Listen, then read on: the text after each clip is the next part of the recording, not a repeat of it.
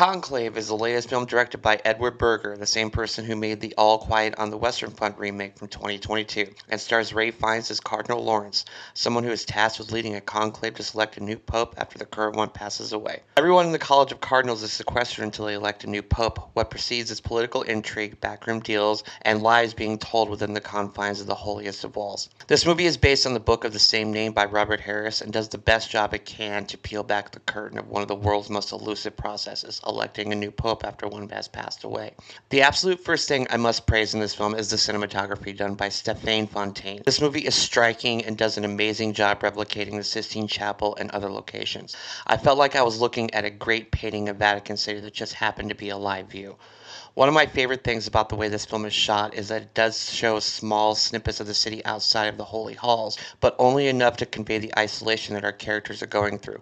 It feels very epic in sweeps, but also claustrophobic with the selection of shots. I think the cinematographer of this movie deserved an Oscar nomination, to be sure. I also want to praise the costume design. While the outfit designs of this story fit more in line with the outfits worn by cardinals a few hundred years ago instead of today, the red in their clothing complements the wonderful places they inhabit and helps them stick out even more. The movie has a great cast of supporting characters, including Stanley Tucci, Isabella Rossellini, John Lithgow, and many others, and they do a good job of portraying their character. But this movie belongs to Ralph Fiennes. He is in every scene in this movie, and the entire story is told through his eyes. I have no doubt that he will get an Oscar nomination for this film for Best Actor, and honestly, he deserves it. Cardinal Lawrence is a man who was put in charge of a conclave that he clearly didn't want to run while seemingly having a crisis of faith. One thing that I liked about the design of the story is that it acknowledges some of the issues that the Catholic Church has undergone over the last few decades, but it is never used as the butt of a joke, nor is it used as an obvious plot device. They never really shove your face in it. This film is about how a group of men will scheme, plot, and seemingly do anything to become pope, so it's very smart to keep its level of tight storytelling. The cardinal played by Stanley Tucci is a progressive man who wants to be open with more forward-thinking views about women, different religious views, and other progressive ideals. There is one cardinal who wants to be as hardline conservative as possible and seemingly set the church back to times from decades ago. And that brings me to one of my biggest problems with the film.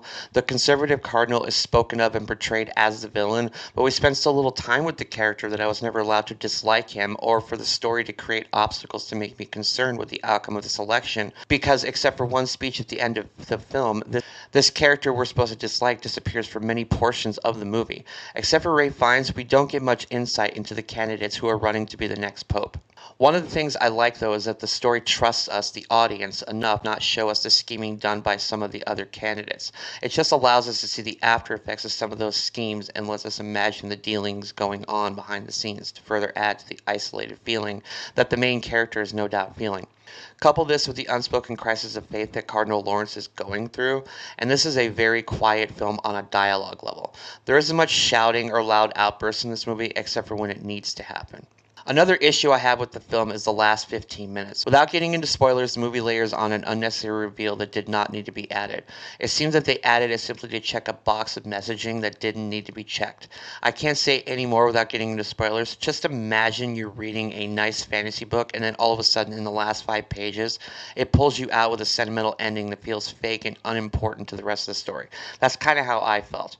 I've seen some people say that this film is Oscar baity, and while I can see that happening as the movie is presenting itself, I think the performances by the characters, especially by Ralph Fiennes, and the absolutely beautiful cinematography help to dispel the Oscar baitiness of this picture. Yes, the movie wants to be liked, and it wears its heart on its sleeve, and also has political battling that seems very reminiscent of modern-day Western values. But the isolation I felt for these characters and the gamesmanship being done here are strong enough to elevate it above the underlying messages. I don't think this is a great film, but I do recommend it. Great direction, great cinematography, and an awards-worthy performance by Fiennes make this an easy recommendation. Just focus on his character in the last act and maybe the ending will be an easier pill to swallow. I give Conclave 3 stars out of 4. It isn't as great as it wants to be, but a movie doesn't have to be great to be enjoyed. So please go see this movie and have a good time. It is a movie about a group of religious people, but it is not a film for Catholics only. It's a movie any adult can enjoy. Okay, so Conclave, have you seen it? What did you think about it? Please let me know in the comments. It's that pre-holiday time for films, so there are many movies I am seeing in the coming weeks, and I plan to review as many of them as I can, including Anora, which I will be seeing next week. And I even want to do a video on Megalopolis because I think it is getting so much unnecessary hate. Plus, I am getting back to Silent Sunday. It's been way too long since I reviewed a silent film. If you like this, please like and subscribe. Here are links to other videos of mine. Follow me on social media if you like, and until next time, I am Ghost.